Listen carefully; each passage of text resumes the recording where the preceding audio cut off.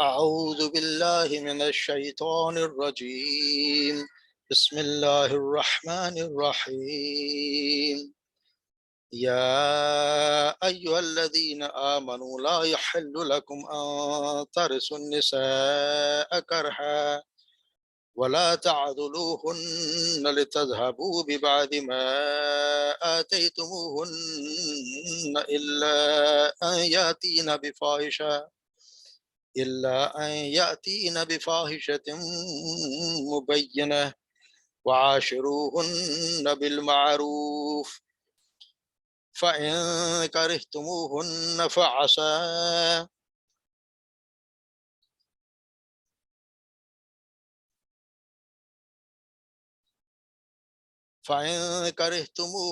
فعسى أن تكرهوا شيئا ويجعل الله فيه خيرا كثيرا وإن أردتم استبدال زوج مكان زوج آتيتم إحداهن قنطارا فلا تأخذوا منه شيئا أتأخذونه بهتانا وإثما مبينا وكيف تأخذونه وقد أفضى بعضكم إلى بعض وأخذنا منكم ميثاقا غليظا ولا تنكحوا ما نكح آباؤكم من النساء إلا ما قد سلف إنه كان فاحشة ومقتا وساء السبيلا. صدق الله.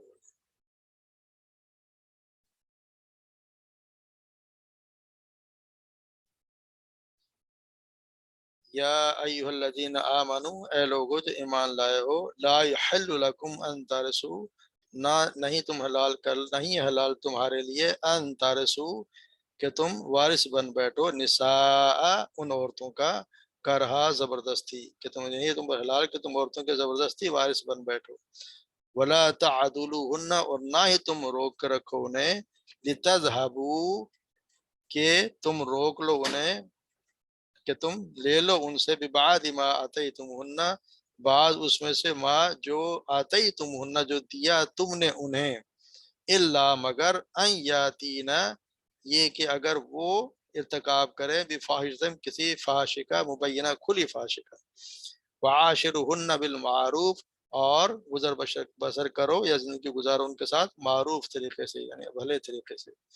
فَإِن كَرِهْتُمُوهُنَّ اور اگر نہیں ہے تمہیں وہ پسند، فعسا تو قریب ہے کہ ہو سکتا ہے کہ ان تکرہو کہ کسی چیز کو، وتکرہو شیئا کسی چیز کو تم ناپسند کرو، ویجعل اللہ اور رکھ دیا اللہ نے، فیہ اس میں، خیرن کثیرا اس میں خیر کثیر ہے، بہت زیادہ بھلائی اللہ نے اس میں رکھ دی ہو، وَإِن اور اگر اردتم استبدالا اگر تم ارادہ کرتے ہو تبدیل کرنے کا یا بدلنے کا، زوجن بیوی، مکان زوجن یعنی دوسری اس کی جگہ، مکان من جگہ، زوجن اپنی پہلی بیوی کے کو بدلنا چاہتے ہو، فاتیتم اور اگر دیا ہو تم نے، احداہن ان میں سے کسی ایک کو، یعنی جس کو جو بدلنا چاہتے ہو کسی ایک کو بھی دیا ہو، قنطارا خزانہ، فلا تاخذوا منہ تو نہ لو اس میں سے کچھ بھی، تم اس میں سے کچھ بھی نہ لو، اگر اسے تم نے خزانہ بھی دیا ہے تو بھی اس میں سے نہیں لو، شیئا کچھ بھی نہیں لینا، اتاخذونہ کیا تم لوگے اس سے، بہتانا و اسم مبینہ بہتان لگا کر یا شریک گمراہ کھلا کوئی گناہ کر کے اس سے لوگے اب وہ چیز واپس، وَكَيْفَ تَأْخُذُونَهُ اور کس طرح تم لوگے اس سے، وقد اور یقیناً افضا بعضکم الی بعض جب کہ تم آپس میں مل چکے ہو، اخذنا اور لیا ہے انہوں نے، منکم تم سے، میثاقا غلیظا پختہ عہد، یعنی تم سے نکاح کیا، ولا تنکحوا اور نہ تم نکاح کرو، ما نکاح آباؤکم جس سے نکاح کیا تمہارے باپوں نے، من النساء ان عورتوں سے نکاح نہ کرو جن کے تمہارے باپوں نے نکاح، یعنی سوتیلی ماں سے نکاح نہ کرو، الا ما قد سلف مگر اس سے جو پہلے ہو چکا، انہ کان فاحشۃ و مقتا اور بے شک یہ فحاشی ہے اور بہت بڑی برائی ہے، وساء سبیلا، اور یہ برا راستہ ہے، یعنی سوتیلی ماں سے شادی کرنا برا راستہ ہے۔ جس طرح کہ ہم پڑھتے آ رہے ہیں کہ عورتوں کے مسائل چل رہے ہیں، پہلے ہم نے ان کے خود کے حقوق پڑھے، پھر کل ہم نے پڑھا کہ جو ان کو اگر فحاشی کر بیٹھے تو اس کی کیا سزا ہے، عورتوں کے ساتھ سختی سے پیش آنا۔ اب اللہ تبارک و تعالیٰ یہاں آگے ان کو بتا رہا ہے کہ عورتوں کے ساتھ، عورتوں کے حقوق کی بات ہو رہی ہے یہاں پہ بھی، کہ عورتوں کے ساتھ کس طرح زندگی گزارنی ہے۔ کیونکہ عورتوں سے یہاں پہ یہ بس اس لیے بتایا گیا کہ اسلام سے پہلے عورتوں کے ساتھ ظلم یہ ہوتا تھا کہ جب وراثت بڑھتی تھی، اگر شوہر کا انتقال ہوتا تو وراثت بڑھتی تھی، تو عورت کو وارث کے شکل میں کوئی نہ کوئی اس کو وارث بن جاتا تھا، زبردستی وارث بن گیا، یا تو خود شادی کر لیتا یا کسی بھائی بھتیجے سے شادی کروا دیتا، یا کبھی ایسا تک شادی کرنے نہ دیتے، اس کو ساری عمر بٹھا کے رکھتے اور اس کا مال کھا جاتے۔ اس کو اللہ تبارک و تعالیٰ نے اس پہ پابندی لگا دی کہ اس پہ تمہارا کوئی حق نہیں ہے۔ یا ایھا الذین آمنو یا حل لکم، یہ تمہارے لیے حلال نہیں ہے کہ تم زبردستی عورتوں کے وارث بن بیٹھو، ان تارثو، تم وارث بن بیٹھو نساء، عورتوں کا، اکرہا، زبردستی عورتوں کا وارث بننے سے یہاں پہ منع کر دیا گیا ہے۔ یعنی پہلے اسی طرح ہوا کرتا تو اس کو اللہ تبارک و تعالیٰ نے اس کی زیادتی بالکل ہی منع کر دیا گیا ہے، یا کہ یہ نہیں کہ جیسے ساری عمر یوں زندگی اس کو گزارتے رہے یا اس کو زبردستی شادی کر دے۔ کہتے ہیں کہ سیدنا عبداللہ بن عباس بیان کرتے ہیں کہ زمانے جاہلیت میں جب کوئی شخص فوت ہو جاتا تو اس کے وارث اس کی بیوی کے زیادہ حقدار ہوتے تھے، اگر ان میں سے کوئی چاہتا تو اسے خود نکاح کر لیتا، یا اگر وہ چاہتے تو کسی دوسرے سے نکاح کر دیتے تھے، یا اگر وہ چاہتے تو کسی سے بھی نکاح نہ کرتے، الغرض اس کے گھر والوں سے زیادہ حقدار بن جاتے، یعنی اس کا جو خاندان تھا اس سے زیادہ حقدار اس کے سسرال والے بن جاتے، اس پہ زبردستی۔ حالانکہ عورت کہہ دے کہ جب اگر انتقال ہو جائے تو وہ عدت گزارنے کے بعد جہاں مرضی آئے وہ جا سکتی ہے، جس سے چاہے شادی کرے، اس پہ کوئی روک ٹوک نہیں ہے، مگر یہاں اس پہ زبردستی اس کے وارث بن جاتے تھے۔ پھر بتایا کہ بلا تعدلوہن، اور نہ تم انہیں ان سے لو، ان کو روک رکھو، نہ تم ان کے روک لو، زبردستی ان کو روک لو، ہن لتذہبوا ببعض ما آتیتموہن، کہ ان سے لے لو ان میں سے بعد جو تم نے انہیں دیا ہو، الا ان یاتین بفاحشۃ مبینہ، کہ اگر وہ یہاں کہ اگر وہ جب تک اس نے کوئی فحاشی مبینہ تو فحش نہ کی ہو۔ ہوتا ہے کہ اگر یہ جس طرح اگر کسی عورت کو شادی کرنا چاہتا ہے، اگر کسی شخص اس کو طلاق دینا چاہتا تو اس کو تنگ کرتا تھا وہ، کیونکہ طلاق دینے میں اگر مرد طلاق دے گا تو جو مہر اس کو دیا اس کا کوئی حقدار نہیں، پھر اس سے مہر میں لے نہیں سکتا، جیسے ہم آگے پڑھ رہے ہیں کہ اس میں سے اگر اس کو ایک اس نے اگر دیا ہے، خزانہ بھی دیا تو اسے واپس لینے کا حقدار نہیں ہے،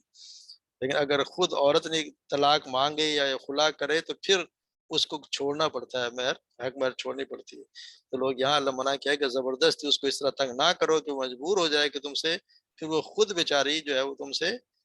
طلاق طلب کرے اور تم اس کا مال کھا جاؤ، تو تم اس کو اس لیے نہ تنگ کرو اس کو کہ تم اس لیے کہ تو اس میں سے اس کے بعد اس میں جو تم نے اسے دیا ہوا تو تم نے اسے دیا ہے اس میں سے اسے واپس لے لو۔ ہاں اگر ایک سے اگر اس نے کوئی فحش یا غلط حرکت کی ہے یا بہت زیادہ جھگڑا کیا ہے یا کوئی ایسی حرکت کی ہے تو پھر یہ ہے کہ اس کو پھر اس میں حق مہر میں سے شاید کچھ لینے کا وہ حقدار بن جائے، یا اس کو اس طرح طلاق دے یا اس سے خلا لے، اگر وہ خود عورت لے لے تو پھر اس کو معاف ہو جائے گا، مطلب کچھ چھڑوا لے گا، ورنہ اصل صورت میں اللہ تبارک و تعالیٰ نے منع کر دیا۔ اور پھر یہ بھی حکم دے دو عاشرہن بالمعروف، کہ عورتوں کے ساتھ اچھی طرح زندگی گزارو، یہ حکم دیا ہے کہ اللہ تبارک و تعالیٰ کہ عورتوں کے ساتھ اچھی طرح، سب سے بڑی تاکید یہ کی ہے کہ ان کے ساتھ اچھی طرح پیش آؤ۔ آپ صلی اللہ علیہ وسلم نے فرمایا کہ عورتوں کے معاملے سے اللہ سے ڈرتے رہو، اس نے اللہ کے مان میں اس نے تمہیں نکاح کیا ہے، تمہیں سب کچھ چھوڑ چھاڑ کے تمہارے گھر آئی ہے، اس کے ساتھ اچھا برتاؤ کرو۔ آپ صلی اللہ علیہ وسلم نے ویسے ہی فرمایا کہ تم میں سے سب سے اچھا وہ ہے جو اپنے گھر والوں کے ساتھ اچھا ہے، اور میں تم سب سے اچھا ہوں۔ تو آپ صلی اللہ علیہ وسلم کی کون تھے؟ آپ صلی اللہ علیہ وسلم کی تو بیویاں ہی تھیں، ان کے تو ماں باپ بھی نہیں تھے، بہن بھائی بھی نہیں تھے، یعنی جو اپنی بیویوں کے ساتھ اچھا ہے وہی سب سے اچھا ہے۔ اور اس کا انسان کا پتہ بھی، انسان کی عبادات سے پتہ نہیں چلتا، اس کے معاملات سے پتہ چلتا ہے کہ انسان کتنا اچھا ہے۔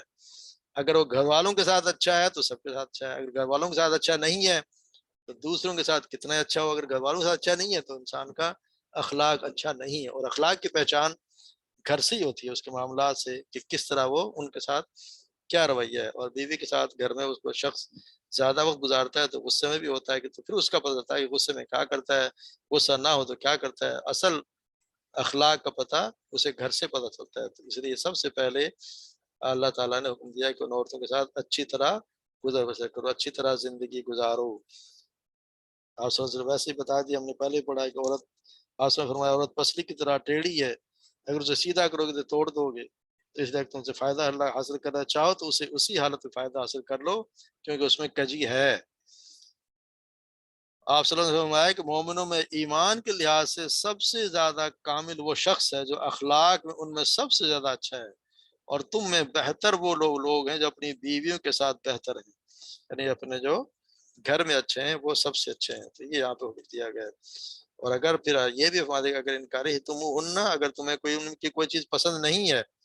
اگر ہو سکتا ہے کہ ہر چیز عورت کی پسند نہیں آتی ہے، اور ہو سکتا ہے کہ وہ یہ کہ اس کو خوبصورت پسند نہیں آ رہی ہے، خوبصورت نہیں ہے، بدصورت ہے یا بد اخلاق ہے، تو اللہ تعالیٰ نے یہ بھی کہا کہ اس کو طلاق دینے میں جلدی نہ کرو۔ اگر تمہیں کوئی چیز ان کی پسند نہیں ہے تو ہو سکتا ہے کہ جو چیز تمہیں پسند نہ ہو اور تو اس میں اللہ تعالیٰ نے اس میں کوئی خیر کثیر رکھ دیا، کوئی ہو سکتا ہے کہ اسی میں کوئی بھلائی ہو۔ اس سے کہتے ہیں کہ جب آپ کسی کی برائیاں دیکھیں یا کہ اس کی خامیاں دیکھیں تو اس کی بھلائیاں بھی دیکھ لینی چاہیے، اس کی بھلائیاں بھی ضرور دیکھیں کہ وہ آپ کے لیے کیا کرتی ہے، اپنا گھر بار چھوڑ کے وہ آپ کے گھر میں آئی ہے اور آپ کے کتنے کام کرتی ہے، آپ کے سارے گھر کے کام عورت ہی کرتی ہے، کتنا خیال کرتی ہے، بیمار ہوتے ہیں تو آپ کا خیال رکھتی ہے، روٹی پکاتی ہے اپنے گھروں میں تو سارے کام عورت کرتی ہے۔ تو یہ ضروری نہیں ہے کہ ایک چیز اگر پسند نہیں ہے تو اس کو آپ طلاق دینے کے لیے تیار ہو جائیں۔ اس کو ہو سکتا ہے کہ اللہ تعالیٰ نے اس کی وجہ سے تمہارے لیے بہت سا خیر کثیر اس میں رکھ دیا ہو، تو اس لیے کسی کو ایک برائی یا دو برائی دیکھ کے، کسی کی کمزوری دیکھ کے اس کو اتنا تنگ کرنا یا اس کو طلاق دینے پہ نہیں جانا چاہیے۔ اللہ تبارک و تعالیٰ نے یہاں پہ سب سکھایا ہے کہ یہ دیکھیں، اور انسان کو کامل تو کوئی بھی نہیں، خود کون سا کامل ہے، نہ کوئی بھی کامل نہیں ہے، ایک اللہ کے رسول رسول ہی کامل ہوتا ہے، باقی کوئی کامل، ہر کسی میں خامیاں ہوتی ہیں، کسی میں کوئی خامی ہے اور کسی میں کوئی خامی ہے۔ خامی کو درگزر کر دیں گے تو زندگی اچھی گزرے گی، اگر خامی درگزر نہیں کریں گے تو پھر سارا دن لڑائیاں ہی ہوں گی، تو پھر وہ زندگی مشکل ہو جائے گی، زندگی تو گزر جائے گی مشکل ہو جائے گی۔ یہ خامی سے درگزر کریں تو اللہ تبارک و تعالیٰ اچھی زندگی اس کو توفیق دیتا، اللہ بھی برکت بھی دیتا اور زندگی اچھی گزارتا۔ پھر یہاں پہ فرما دے گا اگر تمہیں بدلنا ہی چاہتے ہو، اگر اگر تم ایک بیوی کے بدلے دوسری بیوی تم لینا ہی چاہتے ہو تو پھر فلا تاخذوا منه، تو پھر نہ لو اس سے کچھ بھی واپس نہیں لینا، جو تم نے اس کو دیا ہے اس میں سے تمہیں واپس لینے کا کوئی بھی حقدار تمہیں کوئی حق نہیں ہے۔ اور تم لوگ یہ کیسے آتا خزون بہتان وسم، کیا تم اسے بہتان لگا کر، یعنی اس کو بہتان لگا کے تم مجبور کرو گے کہ وہ اس کو وہ طلاق لے لے تم سے، اتنا تنگ کرو گے وہ بیچارے خود تنگ آ جائے، یا کوئی گناہ کر کے اس سے گناہ کر کے تم اس کو اتنا تنگ کرو گے تو کہ پھر وہ خود چھوڑے، تو ویسے تو لے نہیں سکتا مرد جو ہے، تو یہی ہو سکتا ہے کہ اس کو اتنا تنگ کرے کہ پھر وہ کوئی بہتان لگائے، اور جیسے ہم نے پہلا کہ اس نے کوئی مبینہ کوئی فحش کی ہے تو پھر اس پہ وہ کروا لے سکتا ہے۔ تو یہاں پہ کیا تم اس کو بہتان لگا کر اس کو گناہ واضح گناہ کر کے پھر اس سے چیز لوگے، اور پھر یہ بھی بتایا کہ فتح خود نہ ہو، اور تم اسے کیسے لوگے،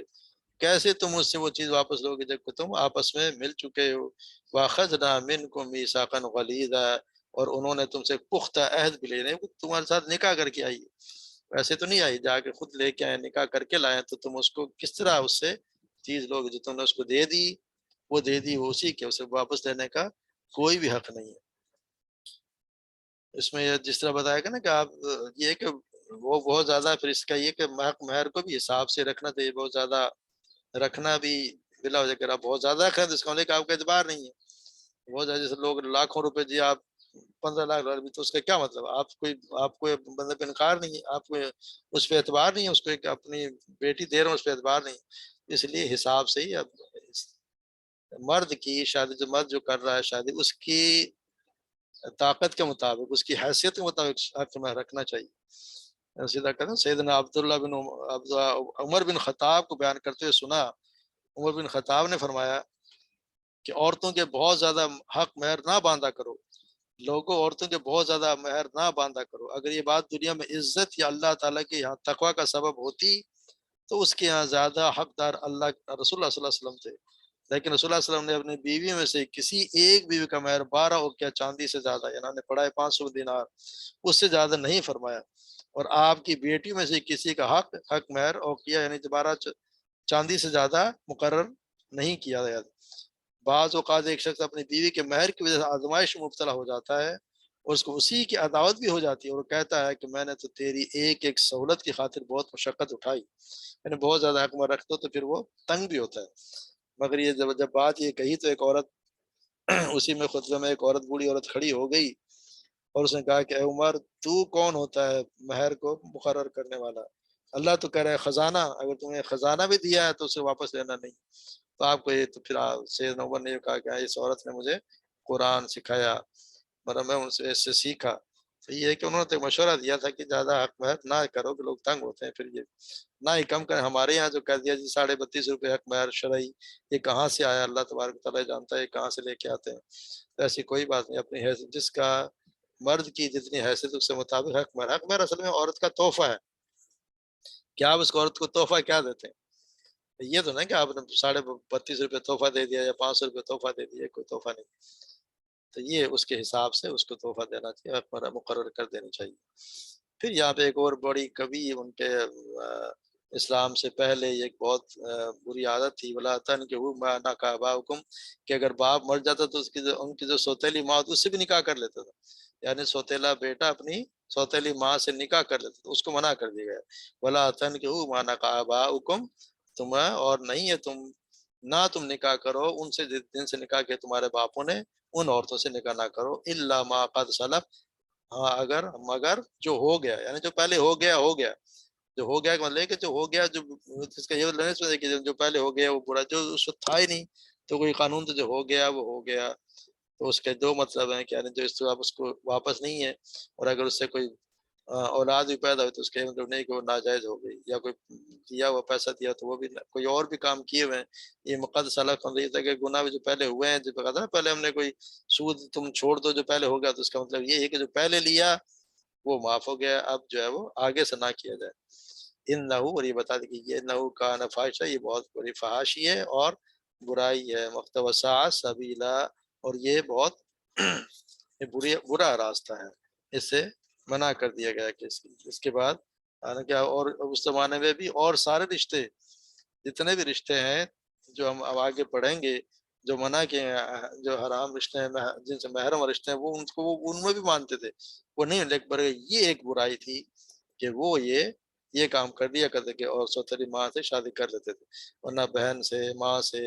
خالہ سے، پھوپھیوں سے یا بھتیجے سے شادی وہ بھی نہیں کرتے تھے، مگر یہاں یہ برائی تھی۔ تو اس کو بھی یہاں اللہ تعالیٰ نے منع کر دیا، جن عورتوں سے تمہارے باپوں نے شادی کی ہے ان سے تمہیں منع کر دیا کہ تم ان سے نکاح نہ کرو۔ اللہ تبارک و تعالیٰ ہمیں قرآن کو سمجھنے کی اور صحیح سمجھنے کی، اس پہ عمل کرنے کی توفیق عطا فرمائے۔ اس کا تو آتا ہے نکاح کے لباس، جیسے ایک اور نکاح ایک جو شخص نے کر لیا تھا اپنی ماں سے، سیدنا برا بن عازب کہتے ہیں کہ اپنے ماموں سے بن آپ صلی اللہ علیہ وسلم انہیں ایک شخص کی طرف بھیجا جس نے اپنے باپ کی وفات کے بعد اس کی بیوی کے ساتھ نکاح کر لیا تھا، تو آپ نے فرمایا اسے جا کر قتل کر دو اور اس کے مال کو چھین لو، یعنی اتنا بڑا گناہ ہے کہ آپ نے فرمایا اس کو جا کے قتل کر دو اور اس کا مال بھی چھین لو، تو یہ بھی سزا ہے اس کی۔ اللہ تبارک و تعالیٰ ہمیں سمجھنے کی توفیق عطا فرمائے۔ جی کوئی سوال ہو تو بتائیں۔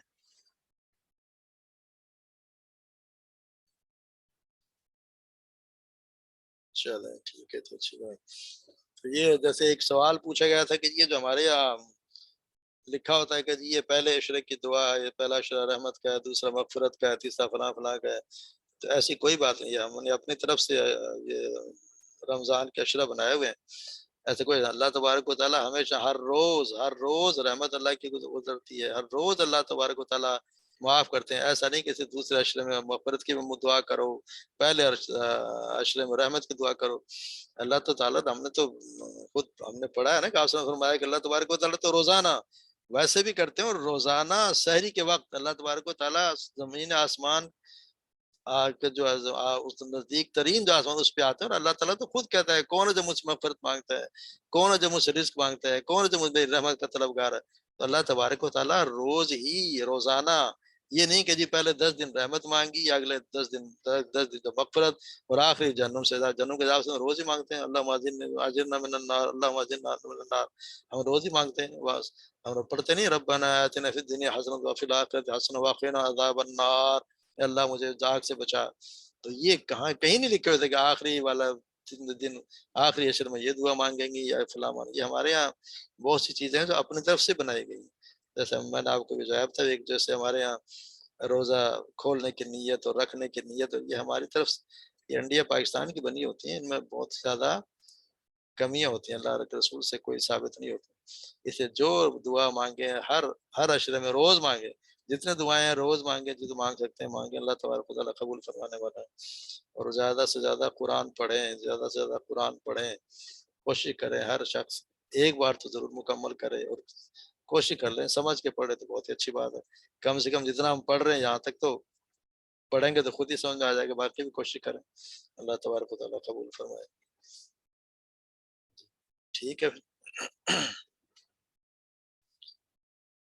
سبحانك اللهم وبحمدك اشهد ان لا اله الا انت استغفرك واتوب اليك. السلام علیکم ورحمۃ اللہ وبرکاتہ.